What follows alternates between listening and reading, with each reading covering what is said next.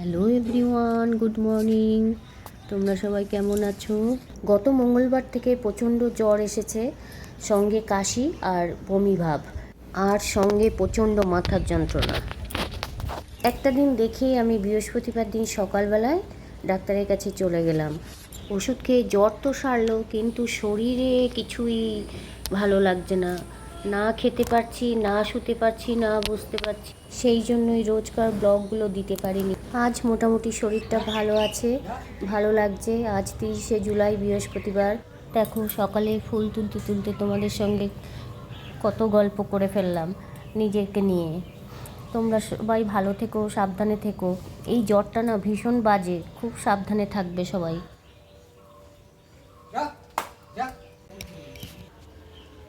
আজকে কটা ফুল হয়েছে, বেশি ফুল ফোটেনি, বর্ষা হচ্ছে তার মধ্যে। ছাদের থেকে নিচে এসে চা পাতার কৌটো চা আর বিস্কুটের কৌটো বিস্কুট ভরে নিলাম।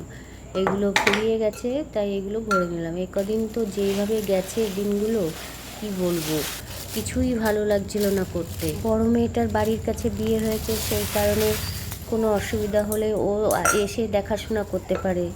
বলার সঙ্গে সঙ্গে ও চলে এসেছিল, এসে সবই করছিল প্রায়। তো আমি বললাম কিছু রান্নাবান্না করতে হবে না, সেদ্ধ ভাত করে রাখ, তাই খাবে সব। আর প্রীতম এসে মাঝে মাঝে মাংস মাছ এসব দিয়ে যাচ্ছিল। আমি তো খেতেই পারছিলাম না, খাবার দেখলেই কেমন যেন বমি আসছিল। দেখো, তোমাদের সঙ্গে কথা বলতে বলতে আমার চা পাতা ভরা আর বিস্কুট ভরা হয়ে গেল কৌটোতে। জানো তো, এতদিন হয়ে গেছে, তবু না মুখে কিছু ভালো লাগছে না, খেতে ইচ্ছা করছে না।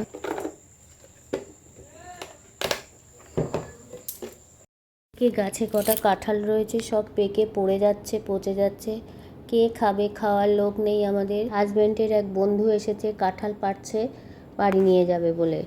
এবার আর কেউ কাঁঠাল কিনছে না, বাজারে বলে আসলেও কেউ নিতে আসছে না। কাঁঠালগুলো পচে পচে নষ্ট হয়ে যাচ্ছে সব।